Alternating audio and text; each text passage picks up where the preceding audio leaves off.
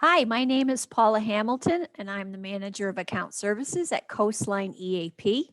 And today we're going to be talking about gratitude journaling. I'm going to put my PowerPoint up on the screen for you. And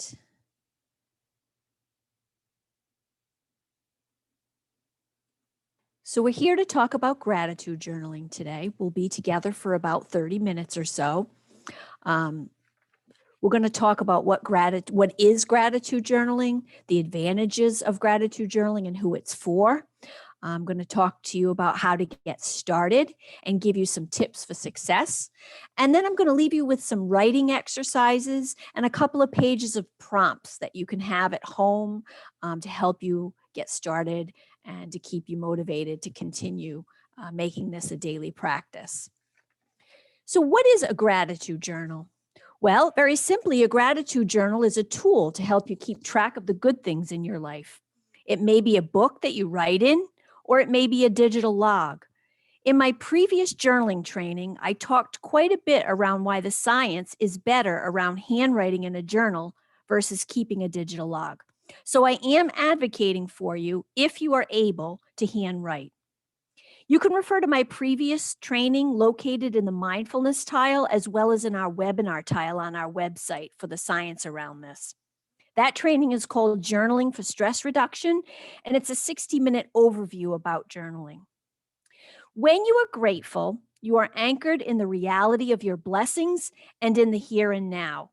And this leaves no room for past regrets or future worries. No matter how difficult or defeating life can sometimes feel, there is always something to be grateful for. But gratitude doesn't come easy for humans as a species. We are hardwired for survival, not happiness. We evolved for survival and reproduction. So if you find gratitude challenging, you are not alone. This is called a negativity bias. Humans pay more attention to negative experiences. It's an evolutionary strength. Those who paid more attention to the dangers on the horizon survived. So those cavemen who paid more attention to the saber-toothed tiger on the horizon, those folks survived. And those who did not survive. So we are predisposed to focus on what goes wrong and less apt to remember what went right. So what are the advantages of gratitude journaling? Gratitude journaling, like many gratitude practices, can lower your stress levels. It can help you feel calmer, especially at night. Gratitude journaling has been proven to help sleep. This is a big one, sleep. There are several reasons why journaling can help improve the quality and the quantity of sleep. So, first of all, writing positive things down and focusing on the good things in your life just before bed helps decrease cognitive arousal, rumination, and worry. And secondly, journaling can also be part of a nighttime routine and ritual that's calming before bed. And journaling can give you a new perspective on what's important to you and what you truly appreciate in your life. By noting what you are grateful for, you can gain clarity on what you want to have more of in your life and what you can do without. And keeping a gratitude journal helps you learn more about yourself and to become more self aware. And then on days when you feel blue, when you don't feel like writing in your journal, you can read through your gratitude journal to readjust your attitude and remember all the good things in your life. So it can give you a positive reference point. And gratitude will help increase your happiness. And I will talk about the science behind this in a few slides.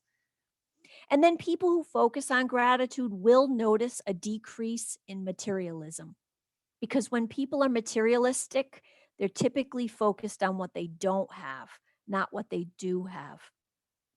And gratitude can help you cope with life's challenges.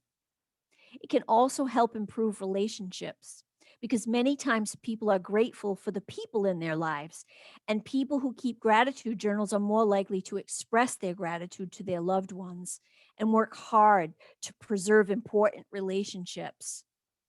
People who keep gratitude journals are also more likely to disengage themselves from difficult relationships and come to an awareness about how to attract strong and healthy bonds with others. And then there's something called the positivity ratio. And this is defined as your frequency of positive emotions over any given time span divided by your frequency of negative emotions over the same time span. This is P over N. People above a 3-to-1 ratio flourish and create upward spirals for themselves, but people below a 1-to-1 ratio perish and create downward spirals for themselves.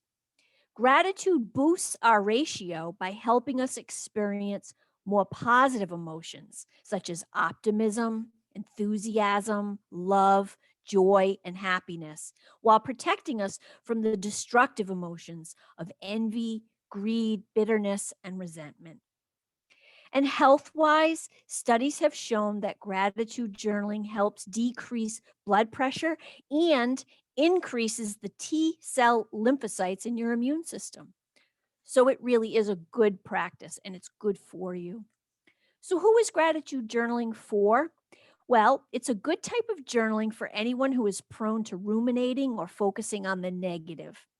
So if you are into that rumination of, oh, woe is me, everything is so bad, everything's awful, if you are a glass half empty kind of person, it can help you kind of turn that around and maybe start to see things half full.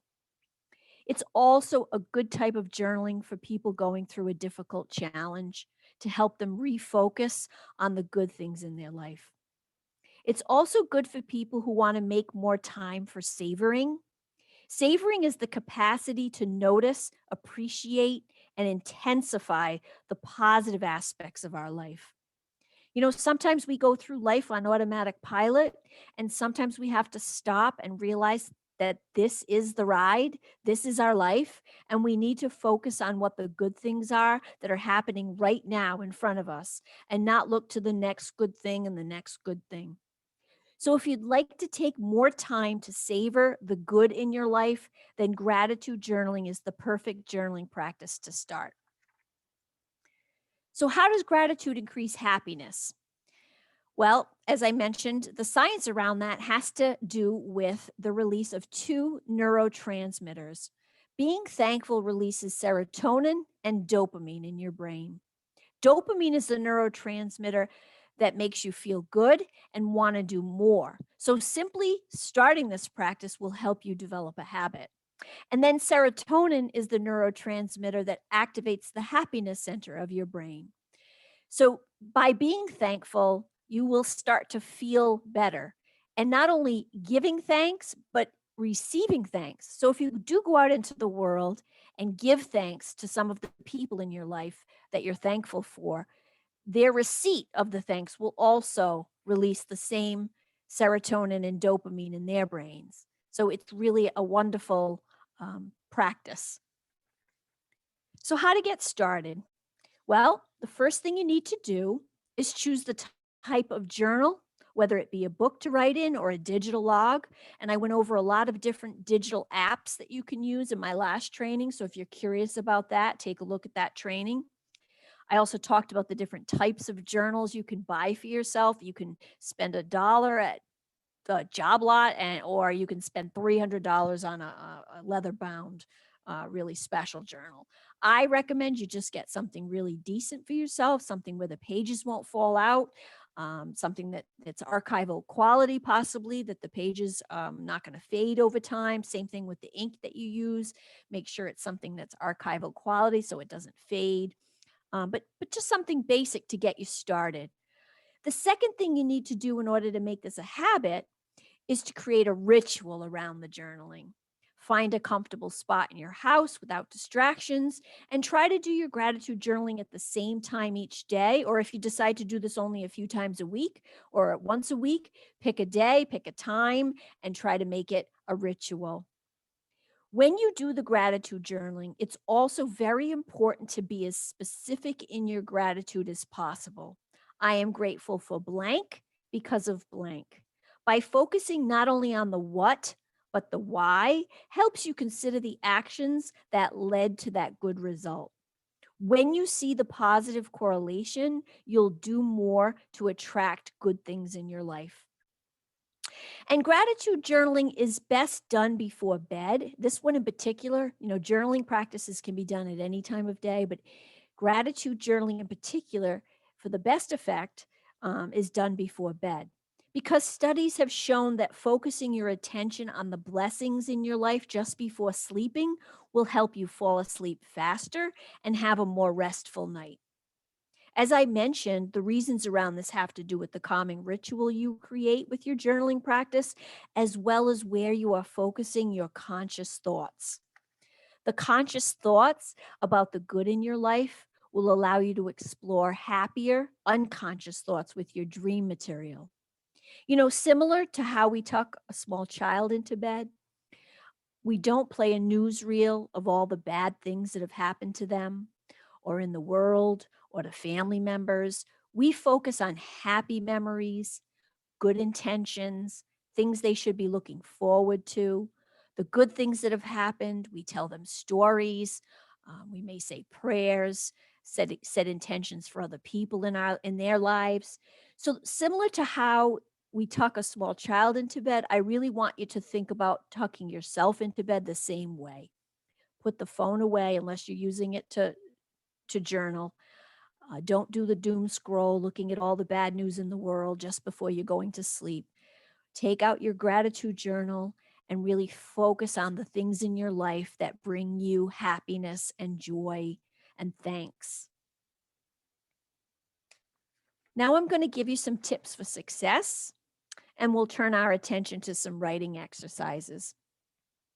So the first tip that I have for gratitude journaling to work is that you have to make a conscious effort to become happier and more grateful. The process of gratitude journaling will help you with this effort, but you will need to set your intentions prior to starting.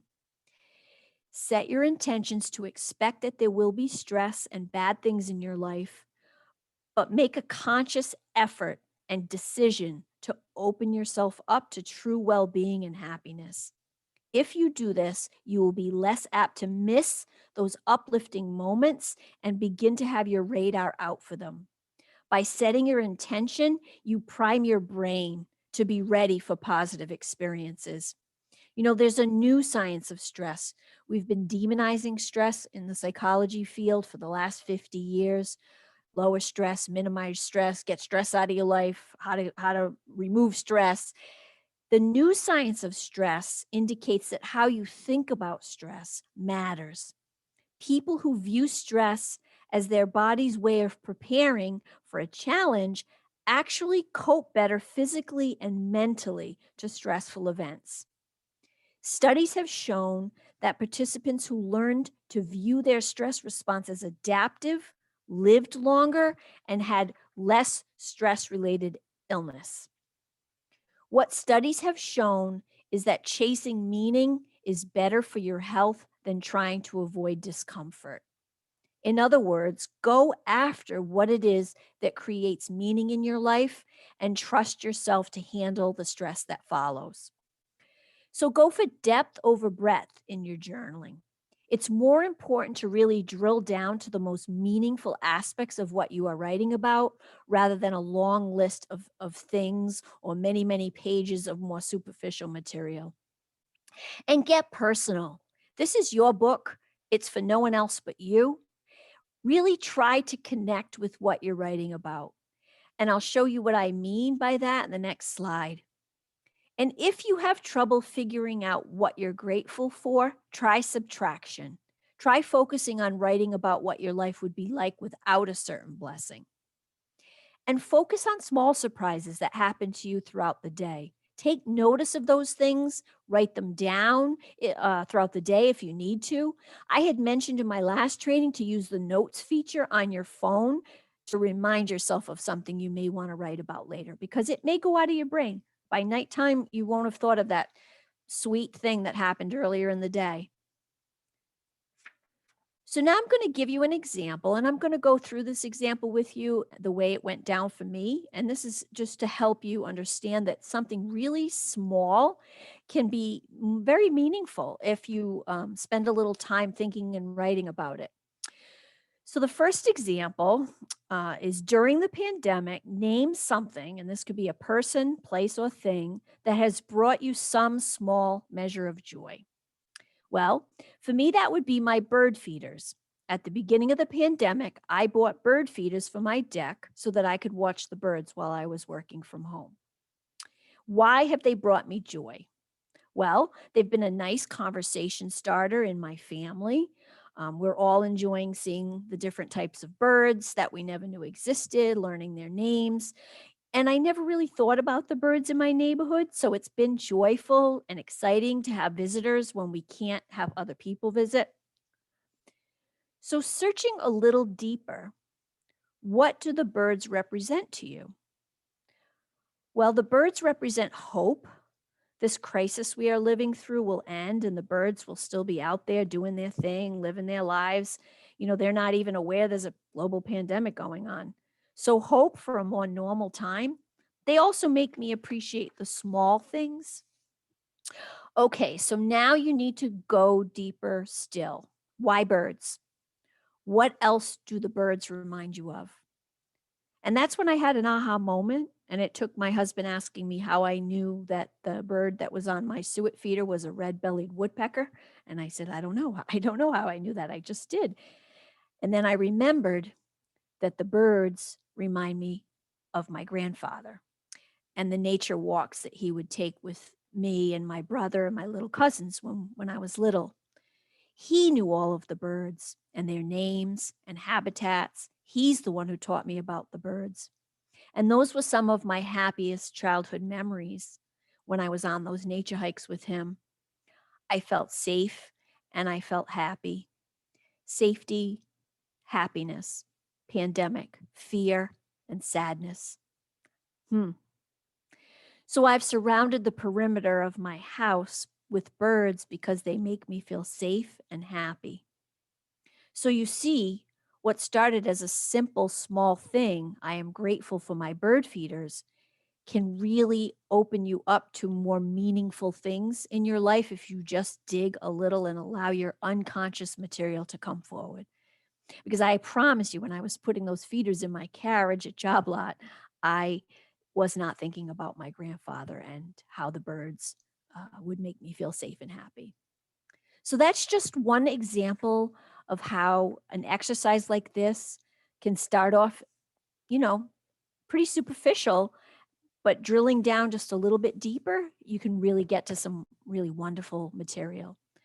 Now, this one is a little, you don't need to be so deep. I just want you to spend 5 minutes, set a timer for yourself, and I want you to write 3 things that went well today or yesterday. So the last 24 hours, 3 things that went well today or yesterday.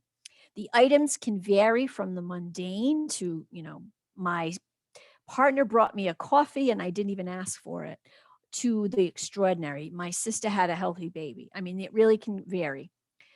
And then next to each positive event, I want you to answer the question, why did that happen? And that's really key. Why did that happen? I want you to take your time and really reflect on those good things. And again, set a timer for yourself. Use your phone. 5 minutes, write about it, and then really explore what the things are, how that exercise made you feel. Did you find it easy or challenging? Did it feel good? Um, did thinking about these things make you smile? Um, in general, good things make you happy when you're thinking about them, and thinking about good things make you appreciate them. And then appreciation creates happiness. And that's the chain of events that typically occurs.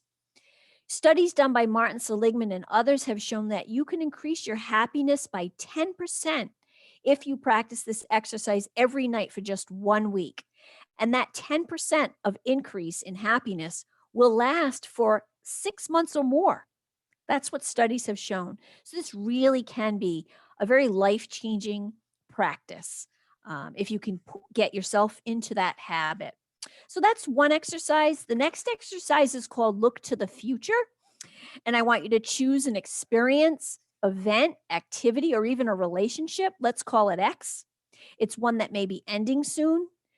And with only a little time left to spend doing this or being with X, it's a chapter in your life that will end. Think about why you're grateful for X. And so folks have written about the quarantine, being home, and knowing that it might end soon, and that there are things that they are grateful that they've done and learned and been able to do. Um, I personally had my daughter home for the the college break, and I focused on that ending soon and finding all the positive things in having her home. It was challenging when a kid goes away to college and they come back. It can be very challenging, but I chose to focus on some of the happier times that we were together while she was home, and knowing that she'd be leaving, I focused on all the things I was grateful for about having her home. So those are just a few examples of things you could write about, but I'm sure it could be a job that's ending soon. It could be lots of different things. So that's another exercise for you to try. And then I have 2 pages of prompts for you. And these I've got, I'll leave them up on the screen just for a few minutes if you want to maybe grab a picture of them. But list 5 small ways you can share your gratitude today. Write about a person in your life that you're especially grateful for and why. What skills or abilities are you thankful to have? What is there about a challenge you're experiencing right now that you can be thankful for? And this kind of gets back to the whole quarantine pandemic challenge. Um, how is where you are in your life different from a year ago? And what positive changes are you thankful for? What activities and hobbies would you miss if you were unable to do them? What is it about the city you live in that you're grateful for? What are you taking for granted about your day to day that you can be thankful for? So, there's one full page of prompts to pull out when you're feeling like you're not sure what to write about. Here's another full page of prompts. What foods or meals are you most grateful for? What elements of nature are you grateful for and why? What part of your morning routine are you most thankful for?